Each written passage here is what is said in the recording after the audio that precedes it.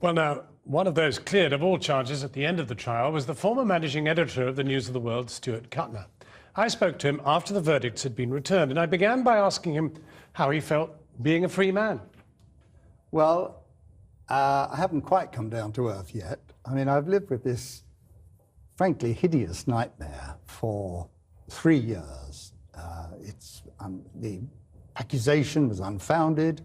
There was no substance to it, but I was obviously sort of part of a group who were to be rounded up and to play a role in, I don't quite know how to describe it. I think it's the state, through its legal arms, the Crown Prosecution Service, the police force, Metropolitan Police Force, chose to take on the press.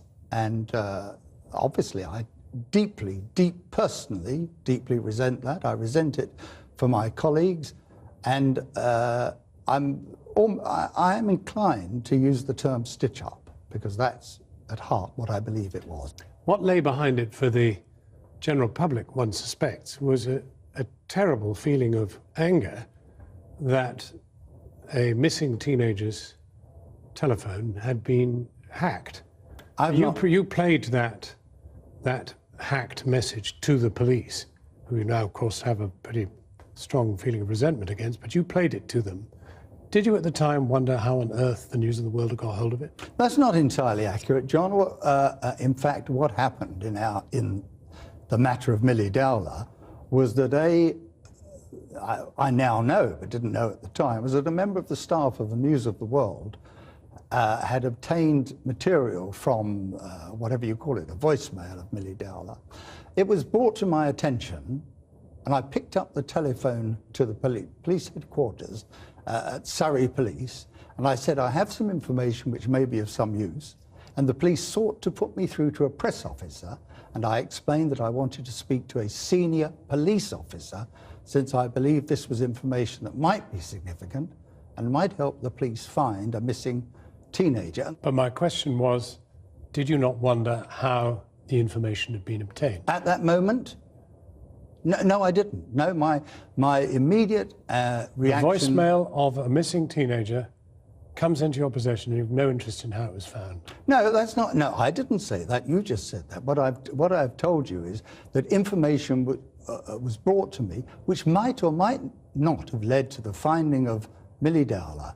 And as managing editor, my immediate reaction was to pick up the telephone to the police headquarters at Surrey and to pass on that information to them. You were the managing editor. That's a job of some responsibility. Yes, in any news organisation. Yes, it is. You were presiding over a criminal enterprise. I don't know about the managing editor at Channel 4 News, but I can tell you that the managing editor at the News of the World, as was, did not preside over, and certainly did not preside over, a criminal enterprise. And within this, there was the Mulcair money. I mean, there were great volumes of money that were passing through your system.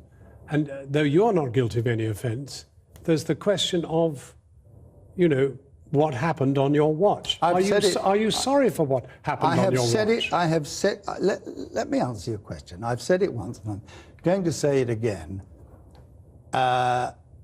I've agreed to come and talk to you. I'm happy to do that. There are other issues which perhaps we'll come on to briefly in a moment.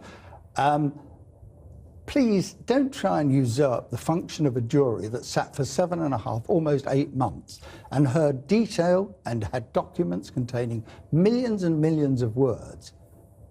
They were happy that I played no part in any criminal activity, and I can tell you from my conscience, if you like, or from wherever you like, neither did I.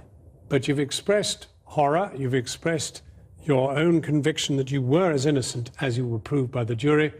But one word that you've not offered is either sorry, apology, either to the victims of the hacking, I don't have a problem with that. Or to the general public. I am appalled by the phone voicemail interception that went on unbeknownst to me at the News of the World. I told the police I was appalled by it. Am I sorry? I am deeply sorry.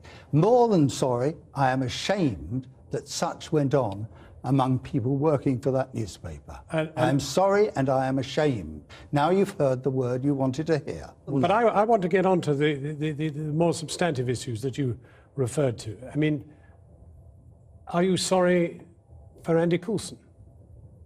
I am very sad for Andy Coulson and his family. Did you get him wrong? Did I get him wrong? I don't know the answer to that. Well, he's been convicted of a serious criminal offence. Well, yes, convictions, you know, a conviction is a conviction. It sounds a bit like the News of the World, doesn't it? It's sort of, well, it's criminal, but, you know, who cares? Well, I think if you want to make light of it, that's your choice, John. Well, that is what you're doing. No, that is what you were just doing. Did Coulson do wrong? Well, the jury found him guilty. That's the answer to that.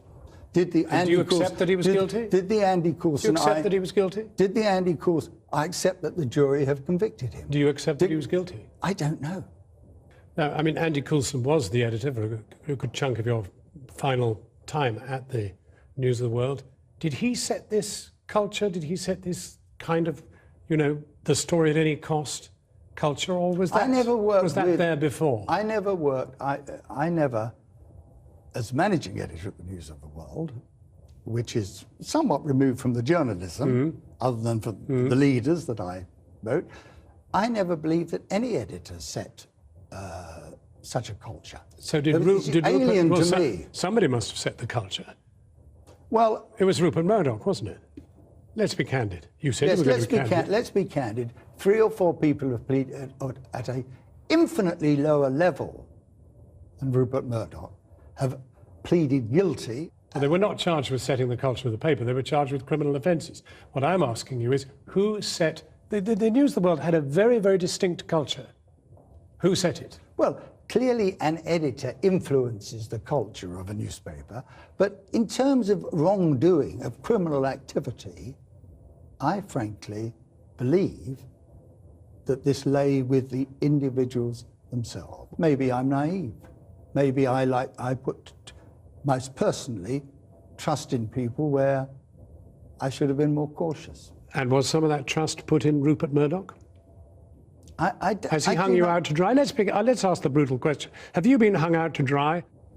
I've no reason to believe that whatsoever. It's not exactly a ringing endorsement of a beloved leader, is it? Well, short of shining his shoes, what do you want me to say? I do not believe Rupert Murdoch had anything to do with the circumstances in which I have been hung out to dry. Rupert Murdoch was on the telephone to me, as you know, as this interview began. I was rather bemused by that, yes. Well, you were rather... Bemused. Bemused. You don't need to be bemused. He was... Well, I'd like to know what he was going to say to you. Well, when we finish, I will call him back. But I'll have missed it by then. Well, it won't be for you anyway, John. Well, indeed it won't. But I'm still wondering how you feel about him. I want to talk to him. That's how I feel about him. What are you going to say to him? You are immensely unlucky, because I am not going to. Well, Stuart Kuttner, thank you very, very much for coming in. Thank you. Former News of the World managing editor Stuart Kuttner, who was cleared yesterday of being part of the phone hacking conspiracy. If you want a full briefing on the hacking trial, do go to our website, channel4.com/news, and follow the links.